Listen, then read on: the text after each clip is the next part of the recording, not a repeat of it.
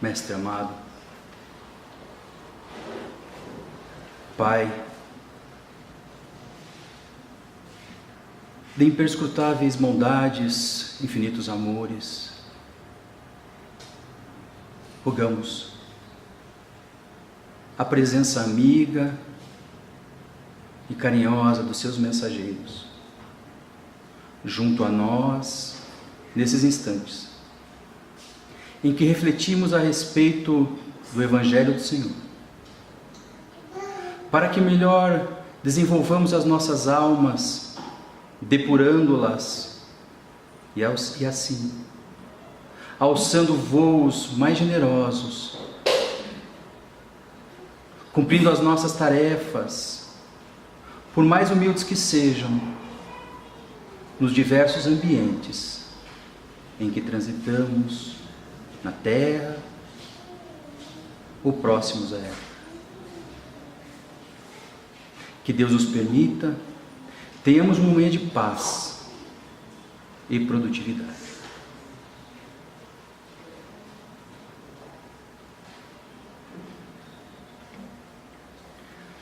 Muito bem. Escolhemos para trabalhar nesse dia, aliás, o dia hoje merece um especial comentário, porque ontem foi o aniversário da desencarnação de Allan Kardec, né? Então hoje é um dia especial para nós, reconhecimento a tudo aquilo que o Mestre nos deixou, um patrimônio espiritual que talvez poucos homens, sozinhos, claro, ele tinha uma equipe junto com ele trabalhando na sociedade parisiense, mas nos legaram.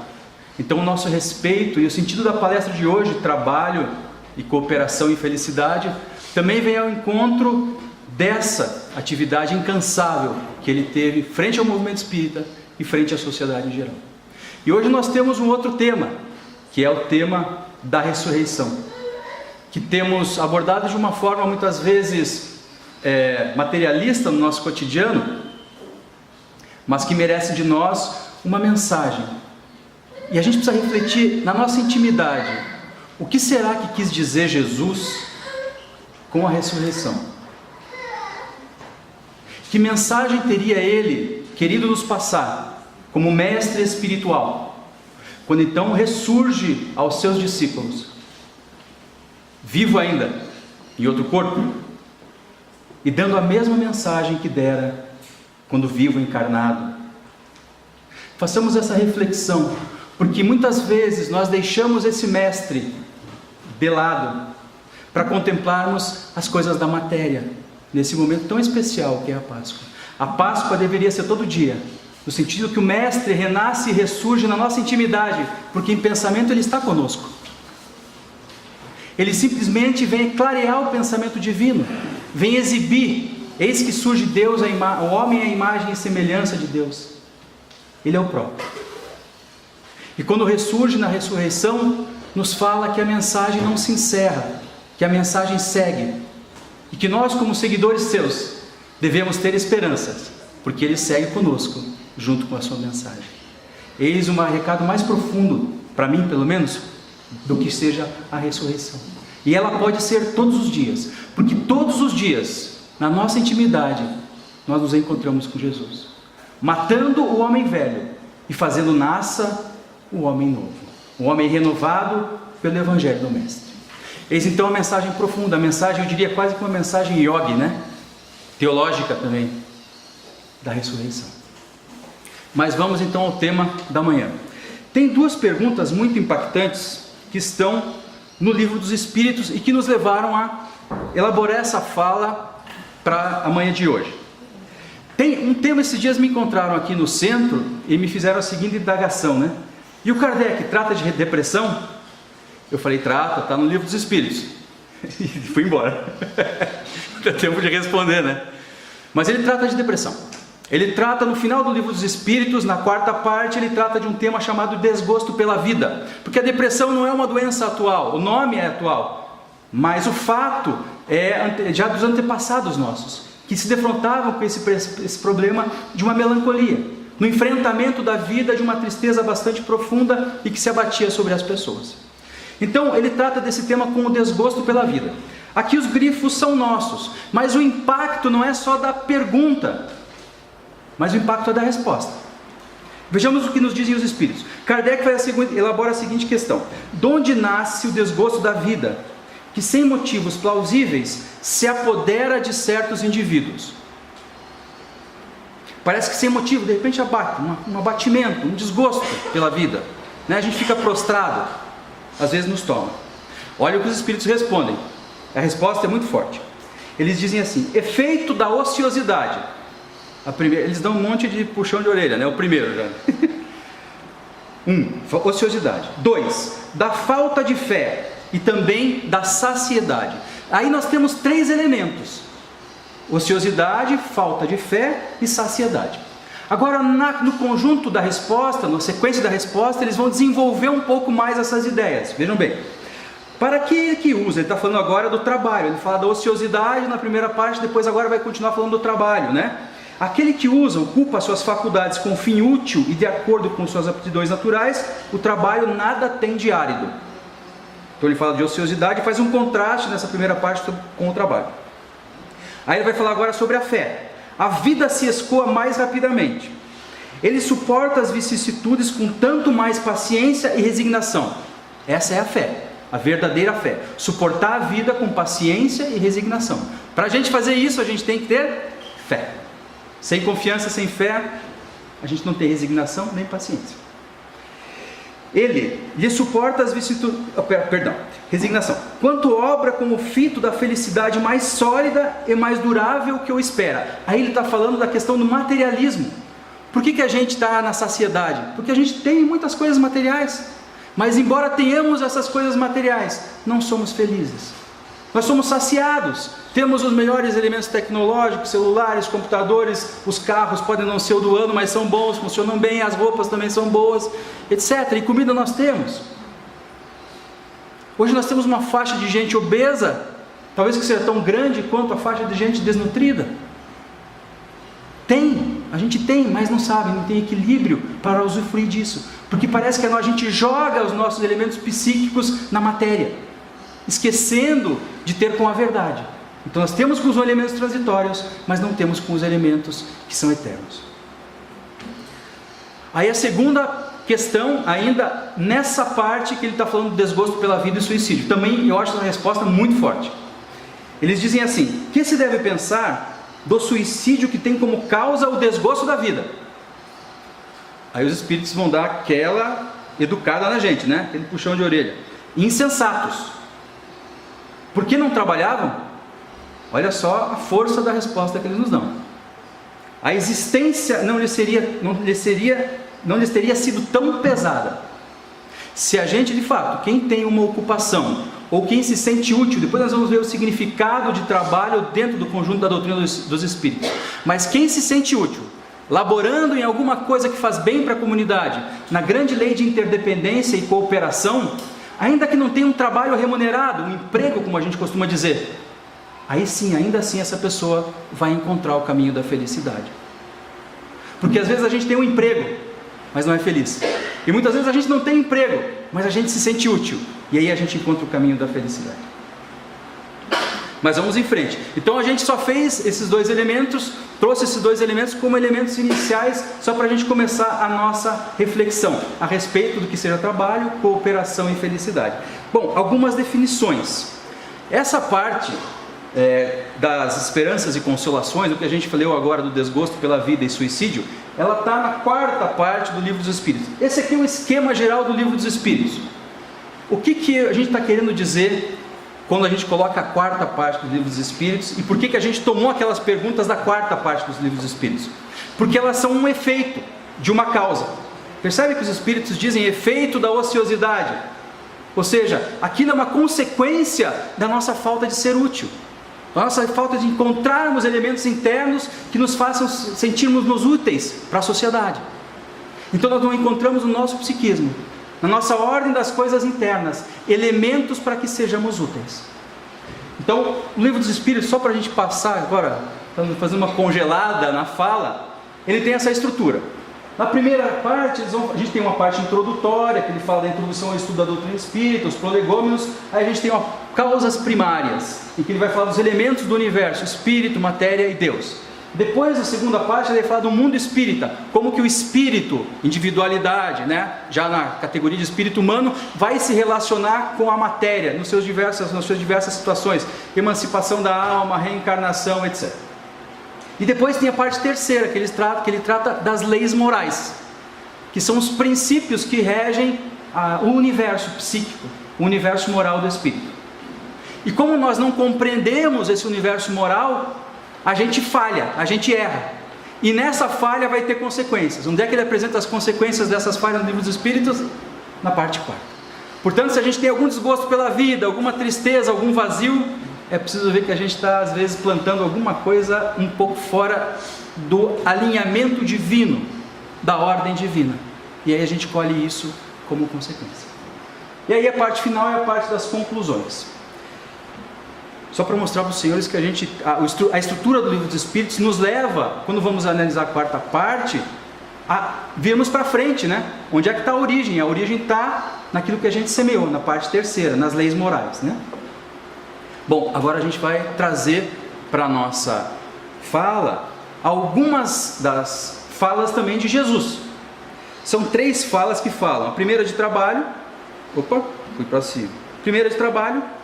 A segunda fala da fé, e a terceira vai falar da verdade. Bem brevemente, Jesus nos disse, meu Pai, essa é uma passagem muito interessante, que ele cura um doente no tanque de Betsaida, um cego. Então perguntam a ele os fariseus, por que ele tinha trabalhado no sábado, porque não era dia de trabalho, e o mestre então tinha trabalhado, tinha curado, e ele disse, meu Pai trabalha sempre, eu também. Meu Pai coopera sempre, eu também. Isso faz parte de uma lei. Tem um monge zen chamado Thich Nhat Hanh. Esse monge descreve o processo de interdependência quando ele fala de um pedaço de pão. Então ele diz assim, quando você vai comer um pedaço de pão, ali tem muitos trabalhos naquele pedaço de pão. Tem o trabalho do trigo na lavoura, tem o trabalho da pessoa que colheu, tem o trabalho da pessoa que fez o pão, que transportou os ingredientes, até que você sentasse à mesa e comesse o pão. Então tem uma lei de interdependência, uma lei de cooperação, mesmo nas pequenas coisas da vida, e que muitas vezes nós não nos damos conta. E muitas vezes, porque não nos damos conta, não nos aplicamos, porque nós somos parte dessa interdependência, desse processo, dessa rede. Mas como é que nós agimos nessa rede? Qual é a nossa motivação quando nós agimos em rede? Porque a nossa natureza é de rede, embora nós tenhamos um psiquismo individualizado. A segunda fala de Jesus. Respondeu-lhe Jesus. E essa é aquela pergunta que os discípulos fazem a ele. Por que nós não conseguimos curar? E você consegue. Por causa da vossa incredulidade, diz ele. Falta de fé, né? Se tivesseis fé do tamanho de um grão de mostarda, dirias a essa montanha, transporta-te daí, para lá ou para ali, e elas transportaria, e nada vos seria impossível. Então o que o mestre está nos dizendo é que a gente precisa desenvolver a fé, no sentido correto, porque a gente acha que assim, você tem ou não tem fé? A gente pergunta assim, você é pessoa de fé ou não tem fé? Como se a gente nascesse e viesse assim, todo mundo tem direito a um jarro desse aqui de fé. Isso não é espírita. No espiritismo, a ideia de fé é uma ideia de desenvolvimento. A alma desenvolve essa confiança, aquela resignação que nós lemos anteriormente, aquela fé. Portanto, nós não temos a fé desenvolvida de 0 a 100. A gente vai desenvolvendo paulatinamente, na medida em que as provas da vida vão fazendo que a gente tenha esse desenvolvimento da fé. Por isso que é importante o enfrentamento das provas, porque isso nos dá solidez interna, nos dá fé. É essa confiança que o mestre está dizendo. Vocês não têm confiança, precisam ter mais confiança, mais fé. E aí a gente diria para essa montanha, que são as montanhas internas. Kardec depois faz uma análise disso no Evangelho segundo o Espiritismo, né? São as montanhas que se agregam no nosso mundo interior. Aí Jesus, respondendo a Pilatos, também diz a respeito daquela outra parte da pergunta, ou da resposta dos Espíritos, que tange a saciedade.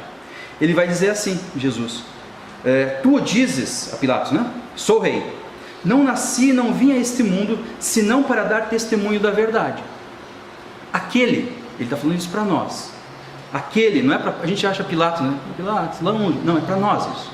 Aquele que pertence à verdade. E todos nós, porque somos espíritos, pertencemos à verdade única, divina, imutável. É a nossa realidade íntima. É a nossa verdadeira realidade. É a nossa verdade. Então todos nós que pertencemos a essa verdade eterna, escutamos a voz dele. Todos nós. E escutar a voz de Jesus não significa ler só o Evangelho, mas é sentir ele vibrando em nós. Como Paulo de Tarso falava, eu sinto ele em mim. Eu sinto ele em mim, na medida em que eu sou útil.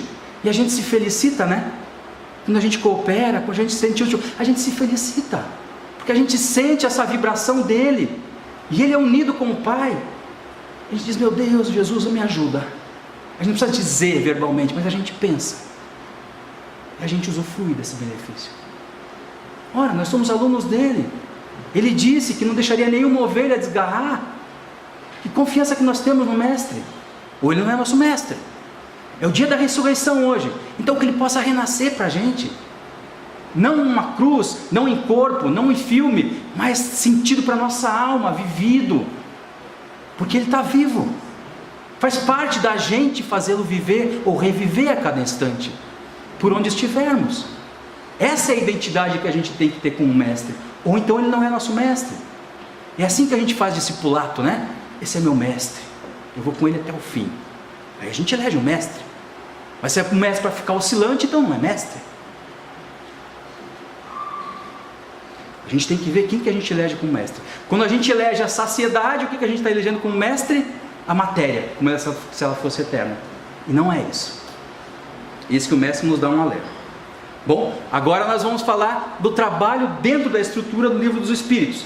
Aí a gente tem que ter a ideia de trabalho, a gente tem um pouco, tem que trabalhar, tem uma ideia de sacrifício. Então a própria palavra, a origem da palavra trabalho vem de tripalium, né? Que era um aparelho, um aparato que se fazia sacrifícios em alguns escravos, por exemplo. E aí alguns intelectuais dizem que a palavra trabalho deriva desse sacrifício, e por isso que a gente chama de trabalho uma coisa que parece que é penosa. Mas não, é uma bênção.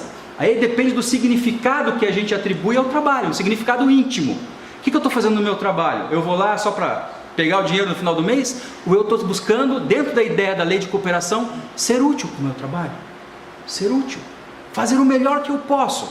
Eu sempre digo para os colegas que trabalham comigo, será que a gente está conseguindo fazer o melhor que a gente pode? Será que é essa consciência que a gente tem que ter? O melhor que eu posso. Porque todos nós temos limites. Mas se a gente fizer o melhor que a gente pode, a gente vai estar se aproximando daquilo que o Mestre espera de nós. Na posição que você está, em qualquer situação de família, laboral, etc., social, etc., faça o melhor que você pode. Aí eles vão dizer assim, por trabalho devemos entender somente as ocupações materiais? Obviamente que os espíritos dizem que não. O espírito trabalha, quer dizer, a alma trabalha, assim como o corpo trabalha. Toda ocupação útil, então veja bem o que eles falam, o que eles chamam de trabalho. Os espíritos dizem que qualquer coisa que a gente faça que seja útil, é trabalho. E aí eu coloquei embaixo aqui essa oscilação entre trabalho e repouso, porque os espíritos na lei do trabalho falam do trabalho e da necessidade da gente descansar. Porque às vezes a gente precisa refletir a respeito do que a gente está fazendo no trabalho, né? E esses momentos de repouso são momentos que permitem a gente fazer esse tipo de reflexão. Bom, aqui eu não vou ler todo esse item, que seria muito pesado. Mas aqui são algumas falas do Mestre que Kardec vai interpretar. E dizem respeito justamente, por exemplo, a parte da fé. E aí o Kardec vai dizer assim, é uma beleza, né? O Kardec, quando interpreta Jesus, eu sempre aprendo coisas com ele.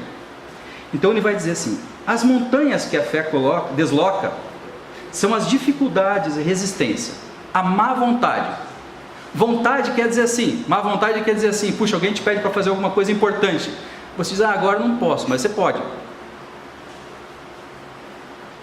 Isso significa que a gente tem pouco exercício da vontade.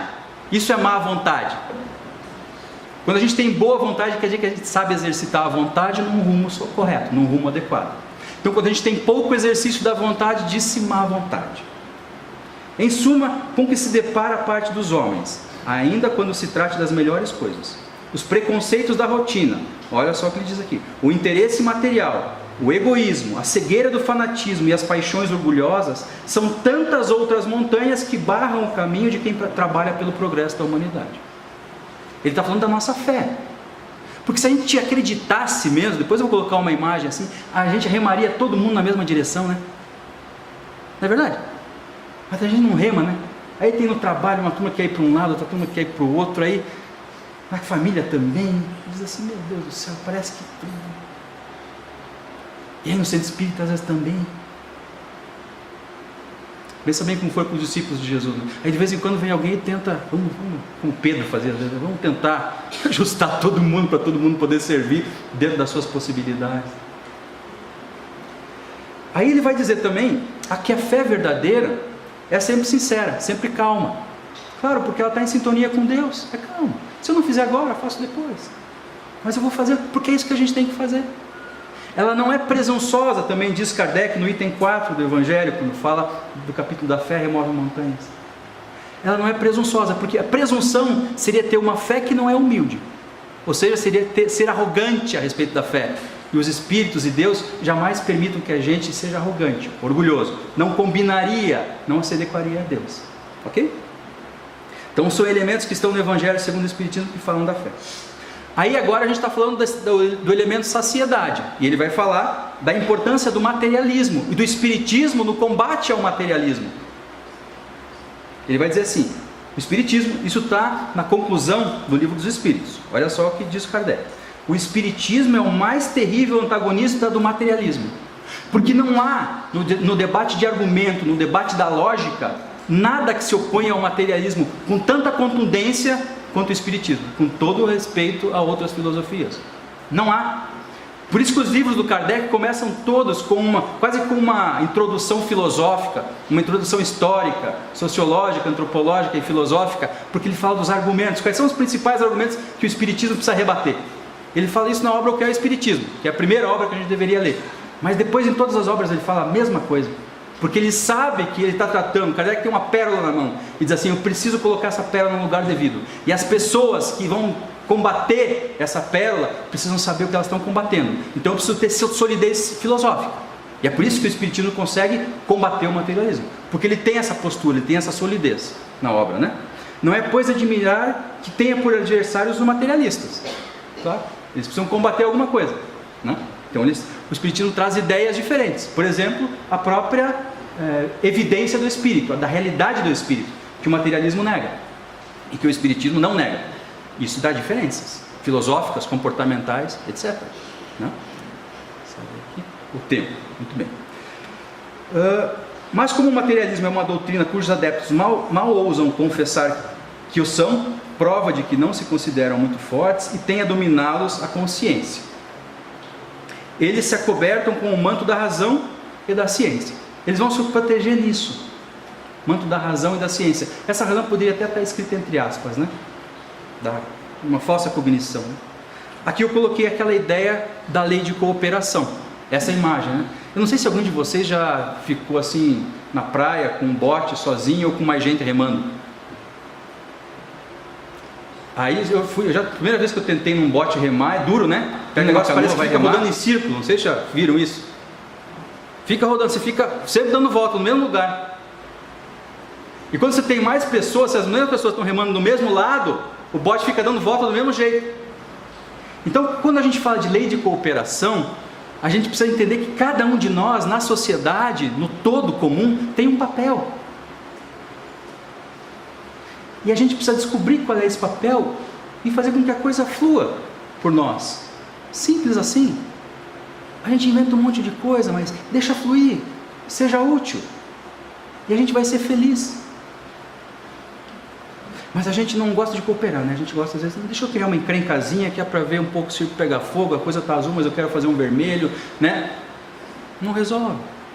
A gente podia cooperar. Mas a gente sempre tem uma ideia nova, né? Alguma coisa que a gente viu que... Agora sim eu tenho uma ideia aqui que é para acabar com o debate. E aí pega mais fogo. Muito bem. Essa imagem aqui, já nas nossas considerações, eu tentei traduzir com essa imagem a nossa relação com Jesus e com Deus. Então, no fundo de tudo, na base de tudo, está Deus. Confundir Deus com as coisas seria panteísmo. O Espiritismo não é panteísta, ou seja, a totalidade das coisas não conforma a Deus. Porque, na verdade, se nós eliminássemos a totalidade das coisas físicas, a gente estaria eliminando Deus. E isso não ocorre na visão espírita, né? Deus é muito mais sublime que tudo isso. É uma espécie de inteligência, como dizem os espíritos, né? Aí nós temos intermediando, fazendo a interlocução entre Deus e nós, a gente tem uma espécie de reforço ainda. Porque como somos espíritos imperfeitos, a gente muitas vezes não consegue psiquicamente sentir a presença divina. A gente tem uma espécie de reforço, que no nosso caso, os espíritos encarnados na Terra, é Jesus e os seus mensageiros.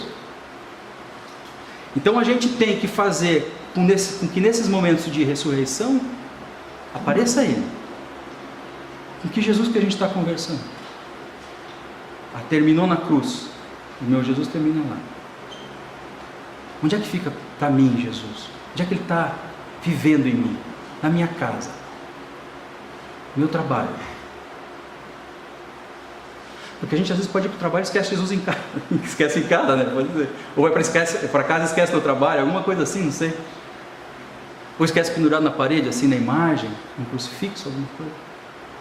Mas não é esse o significado, né? Que o Espiritismo traz, não.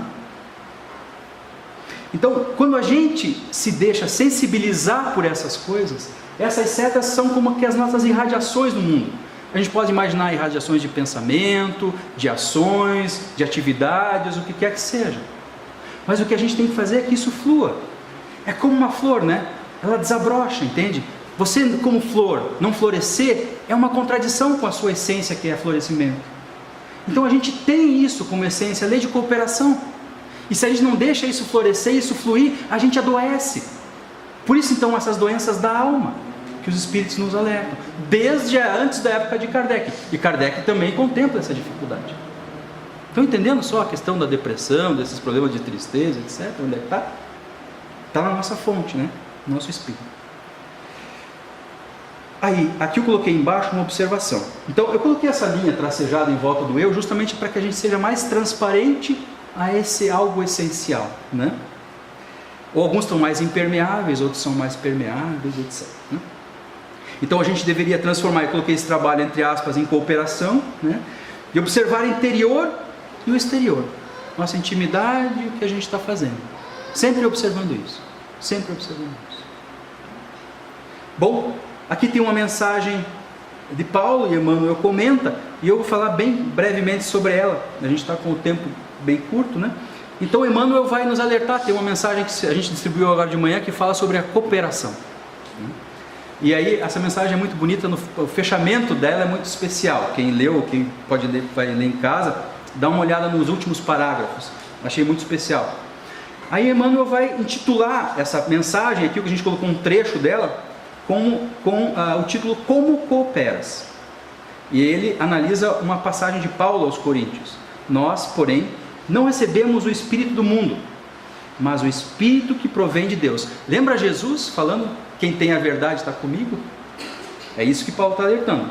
Lembremos-nos de que há serviço divino dentro de nós e fora de nós, a favor de nossa própria redenção. É oportunidade para o nosso espírito crescer, para o nosso espírito evoluir. É justo indagar se estamos cooperando com o espírito inferior que nos dominava antes, ou se já nos afeiçoamos ao espírito renovador do eterno Pai. O que Jesus está falando é a voz, não é que Jesus seja Deus, né? Mas Ele está transmitindo, está traduzindo Deus para a nossa dimensão acanhada. Aqui Joana de Ângeles, no livro Vitória sobre a Depressão. Olha só o que ela coloca no capítulo final. Ela vai dizer assim: uma existência laboriosa, ou seja, de trabalho, ativa, em que a gente se sinta útil, guiada pela mente edificada no amor e na solidariedade, o espírito de cooperação, transforma-se num arquipélago de saúde. Mesmo quando ocorram alguns fenômenos de aflição perfeitamente controláveis. A gente